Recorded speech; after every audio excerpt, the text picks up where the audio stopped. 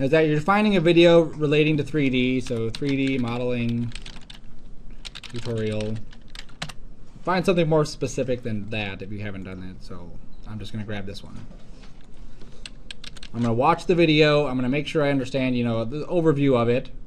And then an Angel where he says share a link. So right on that course top over here on the right, it'll say share a link. And then you just do a new post.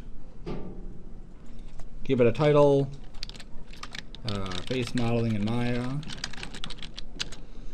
And then you just paste it. Okay, that's all you're doing is pasting the URL and then giving a little review about what the tutorial was and why you like it. And that's it. That's how you okay, that's how I review it. How do you send it then? Right here on the bottom where it says submit. Oh, okay. Yeah, okay. Like I didn't see it when I was doing it on my tablet. Right. If it's on a tablet, you got to be careful because sometimes the tablet doesn't show all the buttons. Okay. The college website sucks. And the college website sucks on tablets. I should have stopped recording. So it's better to do it on a computer. Yeah.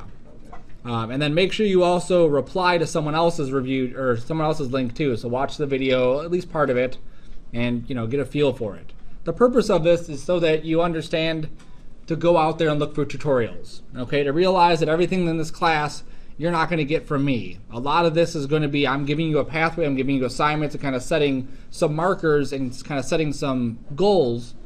But you have to be able to go out to YouTube and say, I want to model ahead, or I want to take my modeling skills and improve them further and do stuff like that. Okay. Maya is an enormous program. I said before we're going to get into ZBrush, which is another enormous program. You could spend probably 6 semesters learning ZBrush because it's just so in-depth. So you have to be able to go out on YouTube and just start playing with stuff. Okay. And then for my videos, there was an issue with the shader one, the shader development. It's unlocked now, so everyone should be able to get into that. Okay. Did everyone do the preferences? As an example of that, if I open up my Maya here, and I'll also open up Nuke while I'm at it. And Nuke is another one where we'll be dipping into Nuke to do some of this stuff. Hopefully, by the end of this week, we'll have a network license of Nuke set up so that from your house you can install Nuke and log into the college's network to get the Nuke license. That's the goal. That was the goal last semester, and it was the goal the semester before. But we'll see what happens. If your computer can handle it. If your computer can handle it, right. Look at that, Mike. See, Nuke is breaking already? It's already breaking. But I'm going through the network. That's why it's doing that. Okay? So that's that. So is it going to do that when they log on? No. This is me going through the network into my office over the college's network. Right. So these guys that are here, that bigger. Okay. These things that are here have been created and are lit in a realistic fashion. Okay. They're set up inside Maya so that the lighting matches real-world lighting situation. The shaders match real-world shading situations. Obviously, the model is not going to match any model stuff. But this is what that whole process, this whole first part here is going over is the how to just set up your scene so that you're doing lighting that is physically accurate. So that you're doing textures that are physically accurate. Okay? And then the last video, materials and shaders, this is all just creating these 6 things. And this might take you an hour or 2 hours to do, but realistically you just got to sit down and do it. Okay? There. Okay, so these first videos, that's what we're going through. This here, jelly glass, this one. Okay, so once you have this, next week I'm going to sit with each of you and make sure that you have each one of these items.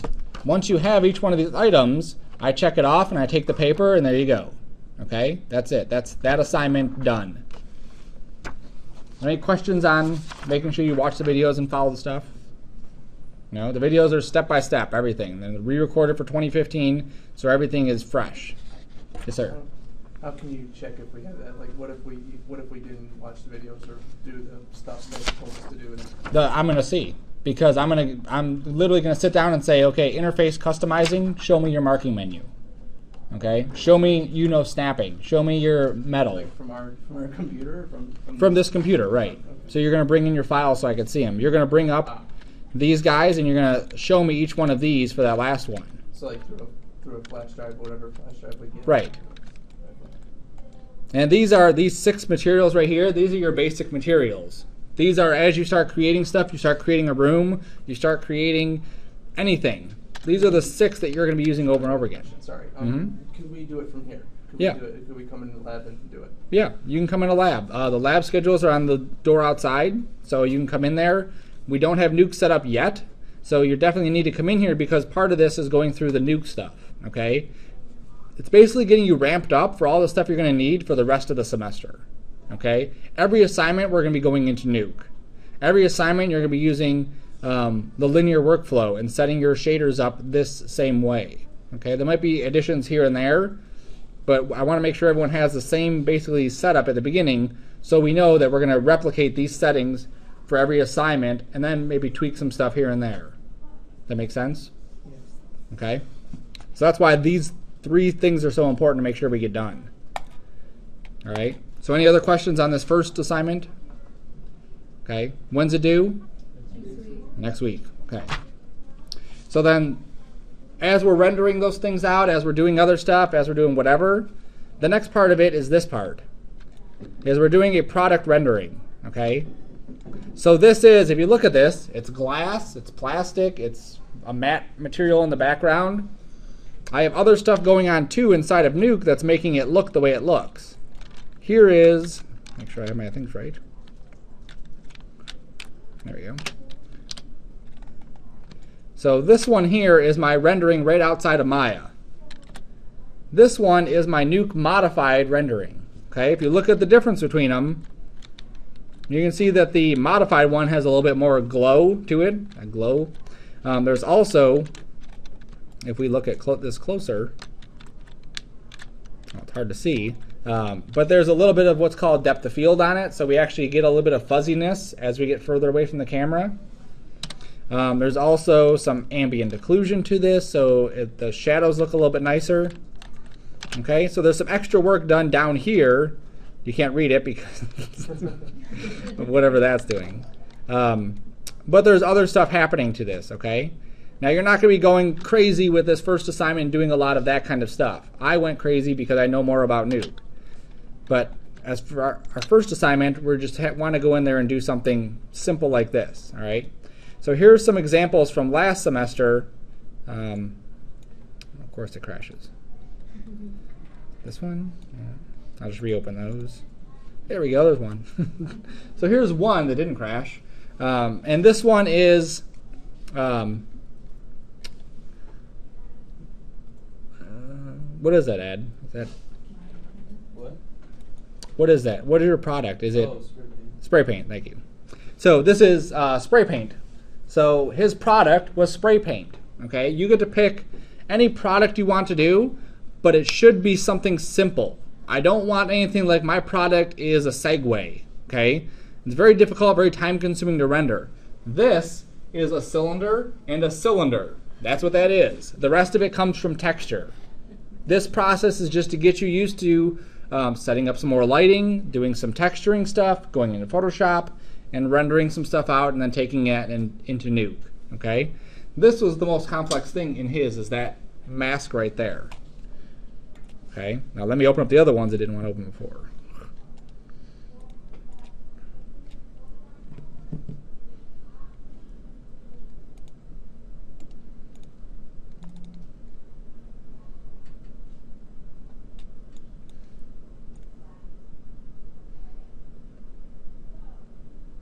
There we go.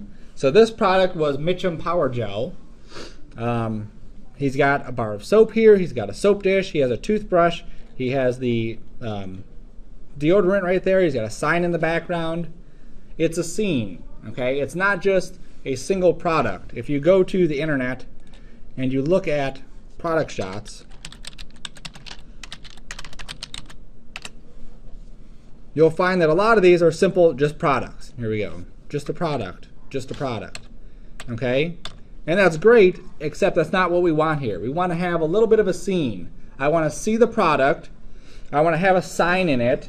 And I also want to get an example of what that product is. Okay? So like in this case, well, that's a good case. In this case, we have the Coke can and we have the Coke glass. This is probably too complex for our first one. Okay? So when you deal with glass and that, you can get messy. Okay? Something like this is great because we, again, are dealing with just cylinders that are textured. And then we have these little grapes or whatever it is there. They look like grapes. Probably something weird.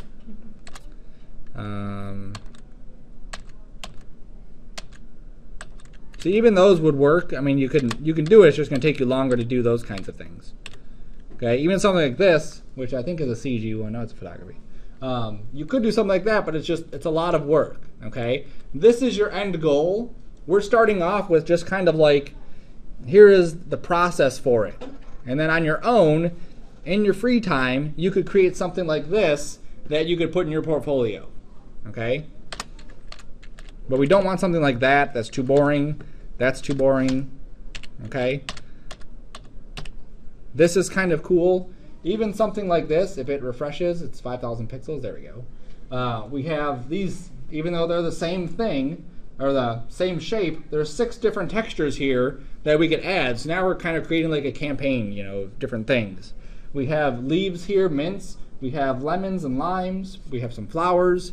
Those kinds of things can really add to your scene to make it look a lot nicer. This one I thought was cool, the love of chilies, and they're like cut up little chilies. This one I'm pretty sure is CG. Here's another kind of cool one. Okay, so you're picking a product, like I said, keep it simple. Hand lotions are great, shampoos are great, shaving cream is great. Stuff like that where it's just in that kind of rounded container, or even like if they have, let's see,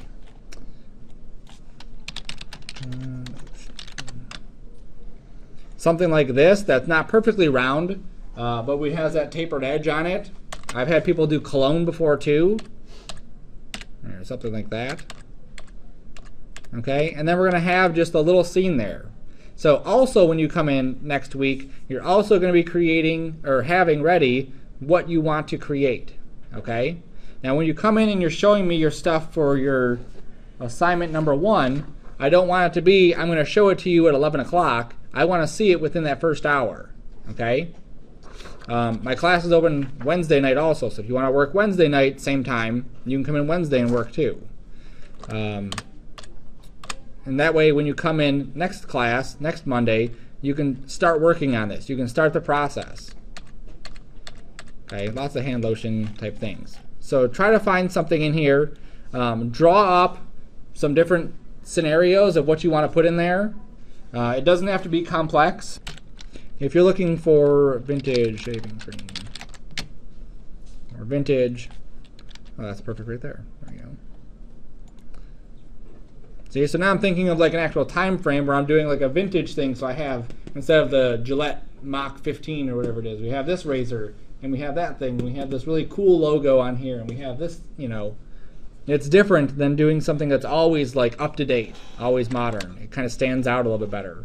So if you wanted to go, like if you're saying if you want to go like kind of historic or kind of right like in the past, then you can.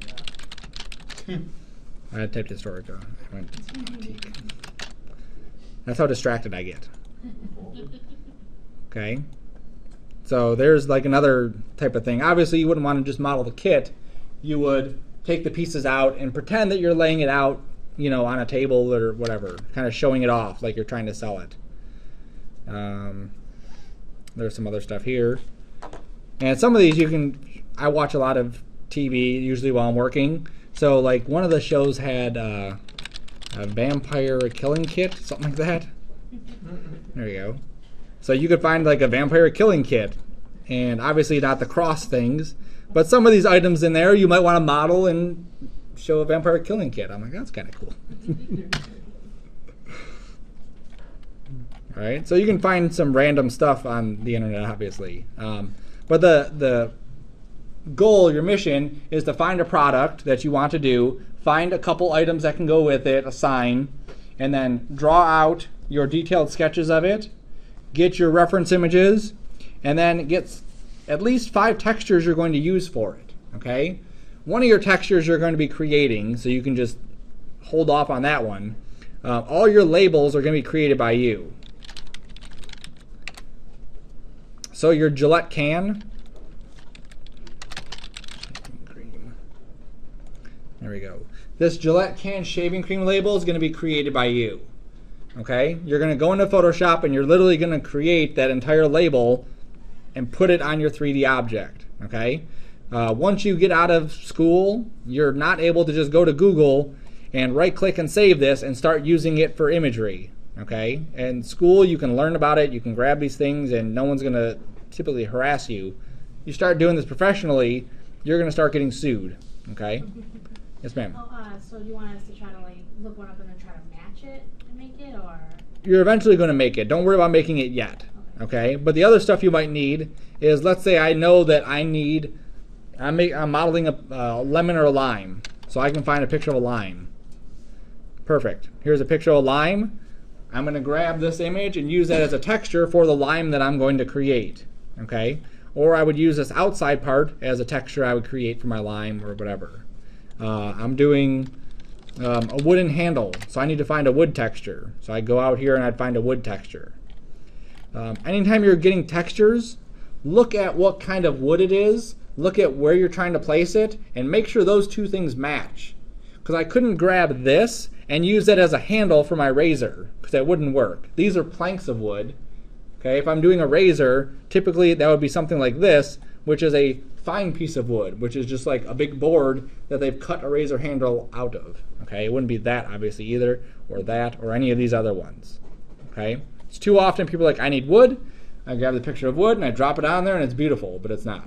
Okay, you have to find a good texture. That's why we need reference. That's why when we look at stuff, we go to here and we type in wooden shaving shaver. There we go. And you can see just from this, I can tell what kind of wood that is just by looking at this picture of the wood. There's no lines, the big deep lines in it like from a plank. There's no big knots in it. So that when I go here to my wood and I'm looking for a good picture of wood, this I think is probably the closest one I'm going to find. Okay? Or this one. Yeah, that could work too. I don't like as much grain in it. This one seems smoother.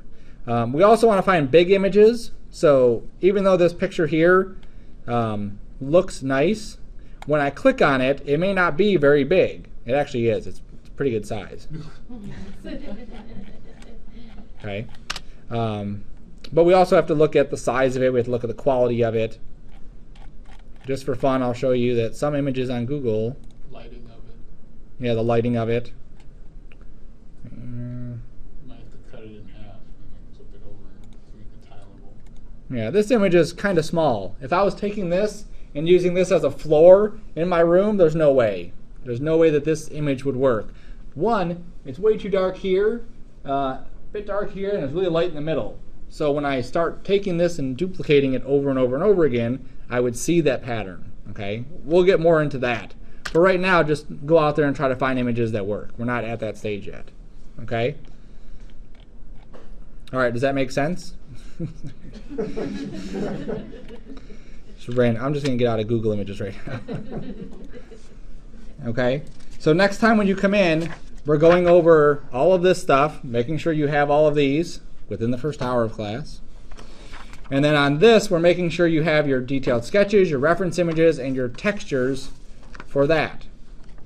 Okay? And we're just going to start modeling. Everyone's is going to be different. In my example, I show how to do a Gillette model of a Gillette shaving cream can. You may not be doing a Gillette shaving cream can. You might be doing something different. Okay? So we have to figure out what you're doing, and you might have to look at tutorials, whatever. Okay? Any questions? No? Okay. I have your homework. I'll look at that. I'll get that back to you maybe next time. For next week's homework, we have the face trace and the pose worksheet. The face trace, if I go into my folder and I pull up my stuff, Sarcona, ball.